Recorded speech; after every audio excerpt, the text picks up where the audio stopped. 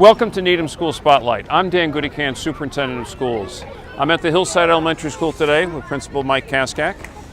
It's a pretty busy campus today, Michael, as we try to share with the community the Hillside story. The community is on the verge of considering and perhaps voting to support the construction of a new school to replace the Hillside Elementary School. And today, Michael, if it's okay, I'd like you and I to take a tour inside the building to really show some of the incredible challenges and problems with this structure and this campus so that the community can understand that it's time to support a new school for the children of the Hillside community. Very grateful for that, because you can see it's not just inside, it's outside that we're very crowded. You'll see in a little bit how we're crowded in classrooms and the hallways, but just even it's a gorgeous view here. It's a wonderful spot, but it's a very tight spot. It's hard to access with buses, vans, cars. And the community has made do for so long, but this building that opened in 1958 or 1959, it's really time. It's a structure that, besides having challenges of the air quality issues as a result of the toxic plume under the campus, just doesn't support and sustain a program anymore. And so it's really time for the community to move forward on a new elementary school. So with that, why don't we go inside and we'll take a look at the Hillside School. Here we are in the gym at Hillside, which is a severely undersized facility for the number of students you have and the programming that you're trying to accomplish at Hillside. What are some of the challenges your teachers face in trying to organize classes and teaching and really just getting through the curriculum? Okay, well, the biggest obvious challenge is just the sheer numbers. We have 7 full days of gym scheduled, but we only have 5 school days. So we have one gym teacher here 5 days a week, and Catherine, who's here now, is here 2 days a week, Wednesday and Thursday. So on Wednesdays and Thursdays, one of the 2 teachers has to find a different large space, which are few and hard to come by here at Hillside. Today, even though it's overcast and drizzly, Rob has taken one class outside. The 5th graders are outside while the 2nd graders are in. If it's frigid cold or if it's pouring down rain, Catherine may have taken the smaller kids into the lobby, may have taken them onto the stage, which is even smaller than most stages are, or Rob will take them in the classroom and they won't have a physical PE. They'll have more of maybe some yoga or maybe some kind of sports trivia game. It's just improvising a wellness curriculum in a very, very limited space. Where do they store equipment? Is it over in here? We have a small area above that closet. That closet stores chairs because this also is our only place that we can have assemblies. Yep. So we have 400 chairs in that closet, and we built a loft above it behind the stage where we stored mats and things like that. We also have storage underneath the stairs downstairs, and Mr. Tatro has 2 carts full of materials that are wheeled out that door, down around, because there's no handicapped access to the building either, so we have to go out the front and down the ramp.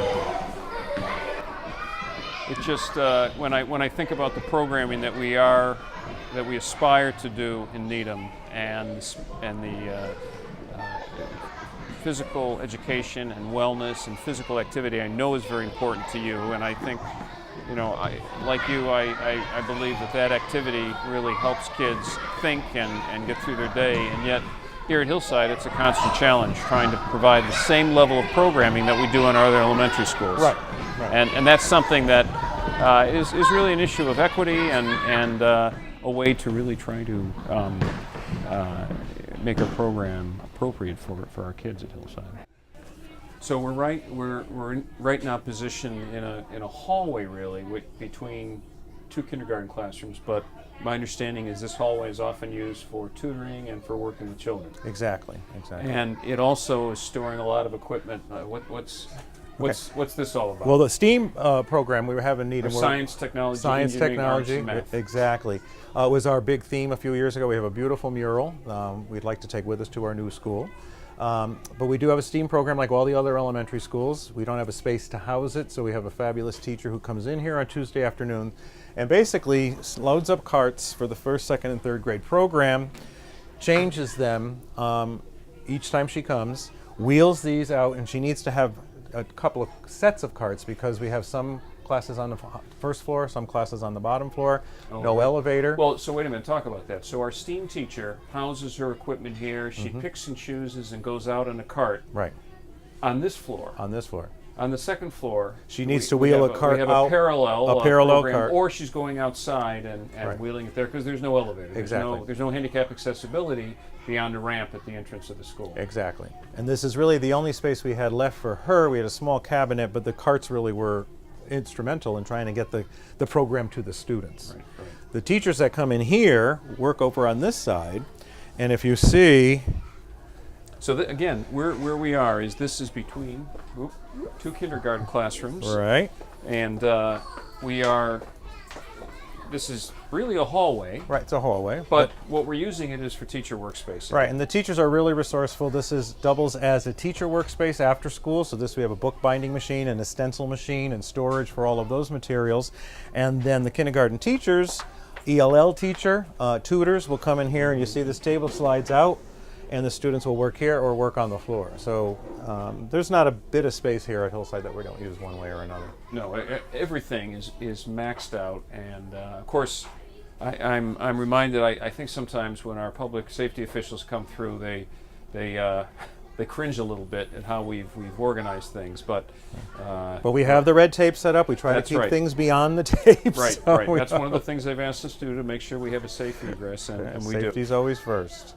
So, Michael, this room, it's divided. It has this divider, but it used to be the nurse's office. Now, the nurse is on the other side of this wall, but you've got this divided with partitions. What is this room, and what's on the other side of the partition? Well, we couldn't take the whole nurse's office because we needed to have a separate place for kids to lie down if they're not feeling well. So behind this wall are two cots where the children would be laying down. I just checked with Debbie before bringing you in here, so there's no students there now. But this is a tutoring space for a special education liaison. It used to be a reading room, so they can access it off the lobby, and it's being used, often. If there's truly a lot of kids that are sick, they can't use this. They'll need to go right out to the lobby and do other classes in the lobby. So we make use of not just the space, but the available time. So we have a situation where we may have some kiddos not feeling well or might actually be sick, and they're just literally on the other side of this partition while we're trying to teach some kids on this side. So this is the other side of that wall, right. where our Hillside students who may not be feeling well will rest for a little while, and right on the other side of this makeshift partition, we have teaching going on. Right. It's not the kind of space that we want for our nurses, for our kids, and it's not the space that we have in our other elementary schools. It's makeshift, Right. but it's really not appropriate space at all. Right. It's makeshift at best. Unfortunately, we're a hardy crew here at Hillside, so we don't use it that as often. But when we do have to use it, as I said, Sure. we need to put the academic piece out into the hallway. Yeah. We can't put the children not feeling well out into the hallway. Michael, in the new design of the new school, there's breakout space, Right. extended learning areas. So here we have our students and our buddies. We have a great buddy program at Hillside where younger students match with an older student, and they're working together. But in the new, in a busy hallway, in the new building, there's an actual space. Exactly. We got just like in the adult world, in the kids' world, it's even more important collaboration. The kids collaborate with each other. This group we have first and third grade buddy class together. They really can't have two classes fit in any of the one classrooms, so we need to have spill out space for it to do it. The only spill out space we have at Hillside is out here in the hallway. I've often said to folks at the new Hillside school, the proposed school, in many ways is designed like Elliott, which does have some breakout space outside of classrooms. And so we're trying to design something that's similar in concept. It's really to provide the space for the programming that we have. Right, and also with those swing out spaces, if we have smaller programs, like if a newscaster comes from Channel 5 News to talk to one class of 3 classes together, we have a space to put that. We don't have to worry about blocking out the gym, which is already overcrowded.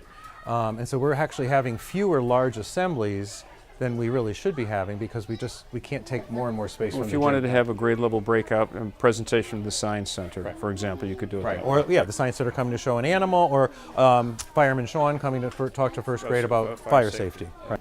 What is this? And tell me about the indoor air quality issues at Hillside. Okay, well, I have been at Hillside actually for 21 years now, and when I first came here, I was told that this is an EPA site, it's closely monitored for air quality conditions, and did a lot of work actually. The two directors of public health a few years ago, 19 years ago now, had a federal grant. I took children, 4th and 5th graders, through the whole neighborhood to look at the sub-slab system, which is a way to take the TCE fumes that might be coming underneath, channel them outside where they do become harmless. And in order to do that, 6 giant tunnels of fans were put in here. Built under the ground, under the slab at Hillside. So this is a trap door. What is it, Walter? What is the? Show us what. It's going to be the fan with the tunnel is located. So if they need to work on the fans, they have to come down here to be able to access that tunnel. And you see the gray pipe going off. That goes outside to the building. I could show you that later if you want to see it, Dan. It goes up to the roof of the building. It's a little bit like radon. I don't know enough about the actual scientific piece of it, but once anything that gets stuck down here, if it's stuck down here too much, it could cause our air to not be great. So this prevents that from happening. This, which looks like a fairly archaic system, has actually been replicated all across the country the past 21 years.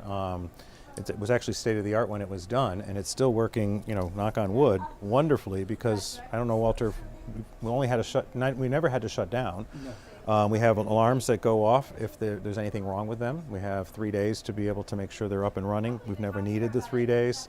We've never had any readings that put us in any dire mood, but the reality is we need this system operating at this particular site to keep the air quality safe for the kids. Exactly. And it has been working, but just looking at this elaborate system that's underground at Hillside is an indication that it's time. This is another reason for this school to be rebuilt and for the town finally to get rid of this system and remediate this site. Right. It's really quite an elaborate system. Right, this is one of 6, and again, all the buildings in the whole neighborhood have a small set on the outside of their house, but a building this large required to have these 6 giant tunnels. And when Walter and our custodial staff, it does a wonderful job in keeping them clean, clear, and up to date. So, part of the sub-slab system of mitigating the air quality in the building is this shed and machine outside. What's this all about? Well, the red shed, it used to be red. They did side it recently, so it looks a little nicer. But the red shed is sort of like, I kind of equate it to a filter on a fish tank. This is where everything comes through, anything that might be bad that they're getting from the tunnels. So we have in here, you could see each one of these things are coming from those 6 tunnels that are done throughout the building. Goes through the filter over here, and these are changed out, right? These are changed. Yeah. So Over the summer. over the summer, these are taken away, and new ones are putting in, or they're clean, and new ones are putting them in, or put in. And this really is kind of keeping the whole. So all of the air is being filtered from underneath the building into these tanks, which are cleaned out, or filters, as you And then said. they come out there. And they come out there. And it is similar in a way to a giant radon system in a Exactly, house. exactly. I know it's not radon, it's TCE, Right, but it's it's a very similar remediation process. But again, the scale of it for a building this size was really quite impressive, certainly back in the late 1980s, and now it's used all throughout construction everywhere. This is the infamous hill where the TCEs have kind of leached into Right, the the soil. company is Companies up up there at the there, top of and the they've hill. come down and they're underneath the soil, in the soil, underneath Hillside. And the plume is heading that way. As we know, the town has remediated a lot of other parts of the town, the conservation land down there. You know, it reminds me, it's a significant reason we can't rebuild at Hillside. Besides, the site is so cramped. Right. You know, I mean, the traffic in the morning, the traffic in the evening is amazing. There's just not enough room, particularly with the wetlands on campus. But the reality to try to disturb all of the soil and rebuild a school here is the challenges and the costs are enormous. Right. No, it would make a lovely conservation piece. We're surrounded by conservation land. I think we have 27 acres here, 20 of which are non-touchable, and they're beautiful. Yeah. But it's not beautiful for a building. Right. So, and this is Certainly not for school. right. And this is the back of that ELL room that we looked at earlier. And again, we have a lot of issues with the building. One of them that you and I have talked about is no glass windows, which A lot of the windows are, as they are here, are all plexiglass. Exactly. They've been replaced over time, but just with plexiglass. Right. And our goal right now they're is to get- opaque, and you can't really break out of them if you had to in an emergency. Exactly. And our goal with our new move to the Alice protocol is to make sure at least every room has one glass window, so we could actually break it if we needed to and get out, because you can't break plexiglass. So we're in the back of Hillside, and this was the latest addition, and actually the most you can add to Hillside, the modular classrooms. They've been around for how long? A little more than 15 years. I'd say around 2000 we started to put them in. And the reason why I said all we could put on, it's not only, we did have room, an idea for 2 more, but tragically after these were built, and I was a teacher at the time, went in there, the station house fire in Rhode Island happened. So the laws changed even in Massachusetts. So we cannot add onto these portables unless we sprinkle the building. Entire building. And the building is so old, it won't be cost efficient at all to pay the tons of money it would take to sprinkle it. So we really are at the limit, both geographically but also safety-wise. Practically We speaking. really can't. We'd have to disconnect the front part and move it over, and it just wouldn't be worth it. Similar to what we did at Mitchell. Exactly. In a way, Exactly. yeah. No, we just, it doesn't make sense to do that. And when you look at the modular classrooms, they are, it's time. You know, modular classrooms, if you get 10, 15 years out of them, you're doing really well. Right. Well, we're beyond that, and they just won't last for the next generation. And on the inside, they're worn and getting and showing that age. So it's time for these to be moved on. So Michael, when I look at we have our lockers here, our cubbies, we have teacher storage, we have our antiquated air handling system. This is what not what part of the air quality system. This is just a fan. Right, So- right. But a little antiquated, Right. and I'm not sure. And the storage is for whom? This is where teachers have to store their kits. These are science kits. These are reading books. You can see over here insects, aquarium. This little cabinet over here is our ELL storage, because the ELL classroom is just too small to even have any cabinets in it. And whose workstation is this? This is a workstation where the kids could come out of any of the classrooms here to work one-on-one or two-on-two with one teacher or a couple of kids together. Right, Luke? You've worked at this table before? Okay. Yeah. And again, it's Hillside. It goes without saying, is a fabulous school. The reality is, with a growing student population, with a growing program, it just can't sustain the quality and the needs that. Yeah, well, we do our best, but we definitely need the space. We're literally at wit's end as far as where we can store anything I more. think you've been creative enough with what you can do. Thanks. You are one of our fabulous instructional technology teachers in the district, and so here we are out in the hallway, and is this your office? Tell me what this is all about. Actually, yes, at times it is when we can't get Wi-Fi around the building. I actually do hold classes in the halls, sometimes in the lobby, other times downstairs by the cafeteria, just because our infrastructure is lacking a little, in need of some help. And is there Wi-Fi on the cabinet? Or is There it is- got mobile Wi-Fi? No, No, okay. it's reliant on the Wi-Fi in the building. Okay, Yeah, but we make it work as best we can, right, because that's what we do. right. Well, I appreciate the creativity. Yeah, thank All right, you. thank you. So one of the other challenges at Hillside is making sure the bathrooms are up to code. You know, the town has done a nice job of keeping the bathrooms as clean as possible, but the reality is there are no handicap accessible stalls.